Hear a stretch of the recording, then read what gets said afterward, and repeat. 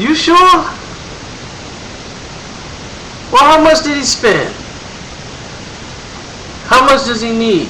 He needs to borrow. Well, I ain't got no money for him. Alright. Okay. Bye-bye. It's Manny Pacquiao's manager. They trying to get a collection up for him. Welcome back. What's going on in the world today? Well, by now everybody saw the Danier fight, and they're like booing and all that stuff. What do you want a guy to do? The other guy's not fighting. He's throwing punches. I mean, it's not like they hugged the whole night. I've seen worse fights than that. People let the internet and social media play a big part of their life, to the point where they think everything's supposed to be a knockout or something spectacular. It's hard to beat a guy that fights with that kind of style and look impressive against him. He did everything he could possibly do. He even let the guy hit him. Left himself open. The guy didn't want to do no parts of it, especially after he got hurt. So, that's that. And Pacquiao news. What's going on with Pacquiao? He's denying the fact that this affair took place with this woman that's talking about a love child. I didn't start that tabloid rumor up. That's a Philippine thing. And, you know, Jinky came out and she basically said too much. She came out and basically admitted that Manny Pacquiao had admitted to her that he had an affair with the, what's her name? Rolando girl. The girl he did the movie with, that he had an affair, and he hasn't cheated on her since her. And she believes him. But see, the world never knew that. So sometimes you got to keep your mouth shut, Jakey. I mean, that's not a good thing to put out to the public, because now that could be like 4 or 5 different articles. I've already seen about 3 or 4 with Jinky to back up the statement. You know, so she gotta kind of know what she can say in the press and what she can't say in the press. But other than that, the 24/7 started today, and they're trying to jazz it up and make it a little interesting, having Manny Pacquiao a little more. He's trying to be like Floyd Mayweather. That's exactly what he's trying to be. He's trying to be entertaining and seeing him more talkative, and he's trying not to be his boring self. See, Pacquiao is normally boring. So now he's trying to show that, hey, I'm not boring. I do stuff. I'm wild. Listen to me. Come watch my 24/7. So he's trying to sell it. But the thing is, and the reason why HBO catered to Manny Pacquiao more than you would see Floyd Mayweather is because they get more money off of Manny Pacquiao. He's like the workhorse that they get the bigger money off of. That's why with Floyd, there's a percent on how much they can get dealing with him, because he's going to get 100% profit of his money. So they're going to look at what they created, their media dollar that they generated, they promoted. They can get everything out of him, and they can only pay him a small fee. Why is he broke all the time? I mean, I said it years ago. I said 2 years ago, Manny Pacquiao be broke. And now here it is, 2 years later, Manny Pacquiao's damn near broke. You know, I mean, that's not a rocket scientist. I told you about his taxation problems back then. And what happened 2 years later? Still got taxation problems. What's going on with his management? What's going on with Top Rank? I mean, people got to come to the table and realize, and shame on YouTube. Every time I bring a video up with Manny Pacquiao and his taxation and all that, y'all got the powers that be try to submerge my video down. But you can't win. You cannot beat me at this. I'll get the message out to the people it needs to get to. You should know that by now. So why do you even try? Might as well just give it up. It's not even worth it. You're just wasting your money. So whatever they're paying, they look stupid paying that money to keep my video submerged. Because I'm going to get it out there. Hence, boxing socialist.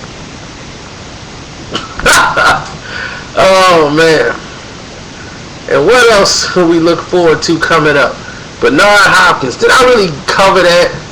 Bernard Hopkins talking about his elbow. My elbow did this. My elbow did that. I fought with one arm before. Remember Antoine Eccles? I did it. You didn't want no parts of Chad Dawson. Chad Dawson was stronger than you, and you knew it. You can't fool me. You can't fool nobody else in the world.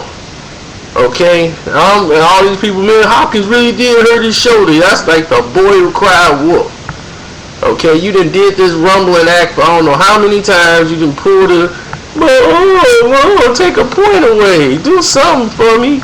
It's part of your Hopkins tactics. People sick of it, and people tired of you pulling this BS every fight. So yeah, I can see how they had no compassion for you. But let's say you did injure your arm, you couldn't move it. You didn't even take the 5 minutes. You didn't even try. See, that's the point. That's the part that get people, saying like, man, he didn't even try to give it a go. He immediately was okay with the stoppage of the fight. Immediately. He didn't see if they could get his shoulder back popped in. He didn't even try to move the shoulder. To say, okay, well, let me try to move it and see what I can do. Maybe I can pop it back in. People who dislocate their shoulders or some pop out, you're in so much pain, you can barely even talk. So, I don't know. I just don't believe him. And as far as him being a legend and all that, the guy's a cagey fighter. He's very experienced. I give him credit for that. But most of his accolades and victories came against guys who was in smaller weight classes. He milked the division that was drained of talent. All the talent was at the higher weights. He never wanted to fight those guys. He wanted to stay there and milk the division so that he could beat Marvin Hagler's record, so he could try to have something to go to the hall with when it was time for his time to go to the hall. He wanted to fight those smaller guys at 147 and had them fight Trinidad, De La Hoya. These guys were not real middleweights. He fought them. He wouldn't get Felix Trinidad a rematch because he knew he would lose. Bernard Hopkins knew what he was doing with his career. He knew how to cake it out and get out of there. All the killers, Eric Harding and Tarver. He would never fought Antonio Tarver when Tarver was in his prime and at 175. He waited till Tarver put on 200-something pounds to play the Rocky movie, then had to lose 30-something pounds to come down and defend the title again against him after he just lost 2 fights to Jermaine Taylor. And I was there when you were setting it up. I know your whole career, buddy. That's why you don't impress me. You don't impress me at all. I've never been impressed with Bernard Hopkins' style. It's all headbutts, elbows, and I'm a hold. I was like, man, this dude's career has been he's a subpar fighter who knows how to get away with cheating. So I don't see the excitement in watching Bernard Hopkins. He's cagey. Yeah, he can outsmart some of the younger fighters. I mean, that's why he was supposed to fight Chad Dawson. See, I'm going to let the public know what's really going on. He was supposed to fight Chad Dawson 3 years ago. Okay, when Chad was undefeated. They couldn't get the fight going. He didn't want to fight Chad Dawson. He wanted to go fight, I don't know who he fought, but he got a way out of not fighting Chad Dawson. He's like, oh, Chad Dawson's a nobody. Nobody know him. If I beat him, what are you going to do for me? Fine, you didn't fight him. He fought Pascal, he lost. You still didn't fight Chad Dawson. You immediately went towards John Pascal. Now, you mean to tell me that Chad Dawson was not more known than John Pascal? Why did you run to Pascal? Because you knew you could beat Pascal. His style is, he tires after like 6-7 rounds. All you got to do, he comes straight ahead. You could beat a guy like that easy. Easy. So that's why he fought him, then fought him twice. In the rematch, they paid Chad Dawson step aside money so that he could allow this fight to happen. In the agreement, the only way the rematch could happen if he had to fight Chad Dawson next. So Hopkins had no choice. He had to, once he won that fight, he had to fight Chad Dawson. It was in the contract already written. So he couldn't wiggle out of it. But he had no choice but to fight Chad Dawson. This wasn't like, okay, I'm gonna fight you now. He had no choice. He had no choice. If he was to get the rematch with Pascal, it would have not happened had Chad Dawson not allowed him to, because Chad was next. So now he's gonna move on to fight Pascal, and that's a much better fight, and I'd rather see that than to see some other garbage fight in between. And he was talking about Mayweather's opponents or whatever. Nobody care about all that garbage. Whoever Floyd picked to fight, that's the next guy that's getting knocked out or beat up. Whether it's Martinez or whatever, it don't matter. Okay, the winner of that, the name thing we pulled was Tim Bradley. Y'all saw when I did the whole chart. Tim Bradley was 1, 2 was Khan, 3 was Martinez, 4 was Devin Alexander, 5 was, I believe, off the top of my head, I think it was Madonna. Then it was Manny Pacquiao. Then, I don't know. After that, the list, this goes off my memory. But that's how the order of the list was going. So, that's all I can tell you right now. But, man, what else could we talk about? The Linares fight. The Linares fight with DeMarco. Oh, my God. HBO have called that man Sugar Ray Robinson, Oscar De La Hoya. They got high hopes for Linares, and he is good. He's a lot of flash. He's real technically sound. He's really good. He just made a couple of mistakes in that fight that he shouldn't have done. Freddie Roach and them kind of failed him in the corner. I just really learned out today that Freddie Roach, he had to have Ariza translate to him. That's one of the main reasons why Ariza was in the way. Because when the cut happened, Ariza was really in the way. When Jose's really trying to work on the cut, he's in there all in his face, turning his head. I'm like, he's got a cut. Let the cut man work on it. You know, you kind of in his way, but then Freddie's talking to him too. But he needs Alex Ariza to translate a lot of the words in. So that explains Ariza being that close to the ring. Because I was wondering what the hell was he doing. It's like shouldn't be 3 guys in the ring basically dealing with him.